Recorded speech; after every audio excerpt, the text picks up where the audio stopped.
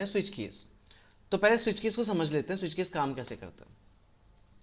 Switch case basically एक ऐसा control statement है जो कंडीशन पे काम नहीं करता, वो काम करता है वैल्यूज पे। फॉर एग्जांपल मान लीजिए एक प्रोग्राम बनाने के लिए आपको वैल्यूज दी गई है 11, 21, 31, 45 ऐसी कुछ वैल्यूज दी है। तो यहां पे कुछ आपको ऐसा लिखना पड़ता है कि आप लिखेंगे सबसे पहले स्विच और आपने जो वेरिएबल बनाया उस वेरिएबल का नाम। ये लिखने के बाद आप कर्ली ब्रैकेट लगाएंगे और यहां पे डिफाइन करेंगे केस। सही। केस के आगे आपको वो वैल्यू लिखनी है जो वैल्यूज आपको दी हुई है प्रोग्राम के अंदर। जैसे मेरी पहली वैल्यू 11, फिर आप लगाएंगे कॉलन, क्योंकि केस की जो शुरुआत होती है, स्टार्टिंग होती है, वो कॉलन से होती है। उसके बाद यहां पे जाके आप कोई भी प्रोग्राम अपना लिख सकते हैं और केस को एंड करने के लिए आप लोग लिखते हैं ब्रेक। तो समझ लीजिएगा, जैसे स्विच को स्टार्ट किया जाता है कर्ली ब्रैकेट स्टार्टिंग से और कर्ली ब्रैकेट एंडिंग से, वैसे केस को चालू किया जाता है कॉलन से और केस एंड होता है ब्रेक पे। उसके बाद आपको सेकंड केस बनाना पड़ेगा जिसमें आप वैल्यू डालेंगे 21, फिर आप यहां पे जाके कोई भी स्टेटमेंट या प्रोग्राम लिख सकते हैं, फिर आप लगाएंगे ब्रेक। सेम इसी तरीके 31 के लिए बनेगा और 45 के लिए बनेगा। तो स्विच केस ऐसे एग्जीक्यूट होते हैं कि जो भी आपने वैल्यूज डाली उनके लिए केसेस बनाने पड़ते हैं। इसको एक प्रोग्राम से समझते हैं। तो इसका एक प्रोग्राम है जिसको हम बोलते हैं day print name of days in a week. इस प्रोग्राम के लिए मुझे बोला गया कि मेरे पास एक वेरिएबल है 1 ए करके, उसकी वैल्यू अगर 1 है तो आंसर में आएगा मंडे, 2 है तो आंसर में आएगा ट्यूसडे, 3 है तो आंसर में आएगा वेंसडे, 4 पे आएगा Thursday, 5 will give us Friday, 6 हमें देगा सैटरडे एंड 7 हमें देगा संडे। अगर आपने इन 7 वैल्यूज के अलावा कोई भी वैल्यू डाल दी है तो आंसर आएगा रॉन्ग इनपुट।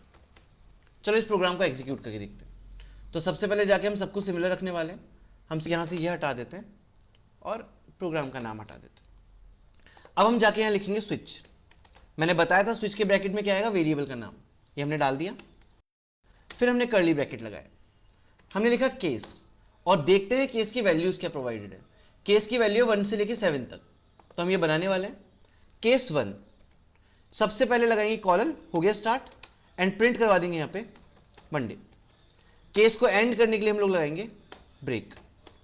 फिर हम जाएंगे यहां पे और बनाएंगे हमारा सेकंड केस जिसकी वैल्यू थी केस 2 और यहां लिख देते हैं ट्यूसडे।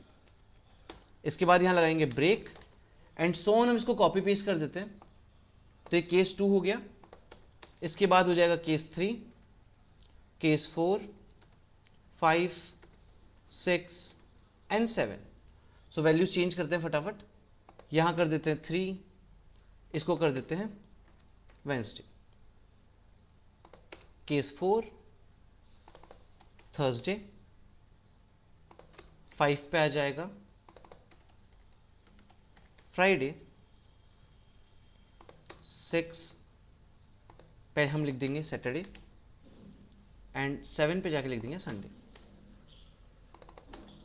नाउ लास्ट में रॉन्ग एक चीज और हमने दी है रॉन्ग इनपुट, इसके लिए भी बनाना पड़ता है और उसको बोलते हैं डिफॉल्ट केस। तो यहां हम जाके लिखेंगे डिफॉल्ट और कॉलन लगा के उसमें प्रिंट करा देंगे रॉन्ग इनपुट। अब देखते हैं प्रोग्राम एग्जीक्यूट कैसे होगा। Same thing, right click, open containing folder, type cmd, go to the program, Java C, name of the program, उसके बाद हम लिखेंगे जावा एंड क्लास का नाम एंड एंटर प्रेस करेंगे। उसने नंबर मांगा, हमने अगर दिया 1 तो आंसर आएगा मंडे, अगर हमने वैल्यू डाली है 2 तो आंसर आएगा ट्यूसडे। तो जो वैल्यू आप वेरिएबल की सप्लाई कर रहे हो, सिर्फ जिस केस में जाके वो वैल्यू मैच कर रही है बस वो वाला केस चल रहा है। अगर गलती से आपने ऐसी वैल्यू डाल दी जो उस प्रोग्राम में है ही नहीं, 101 इस नाम का कोई केस हमने बनाया ही नहीं, तो आंसर मिलेगा रॉन्ग इनपुट। तो आई होप आपको स्विच केस समझ में आया होगा। Thank you so much.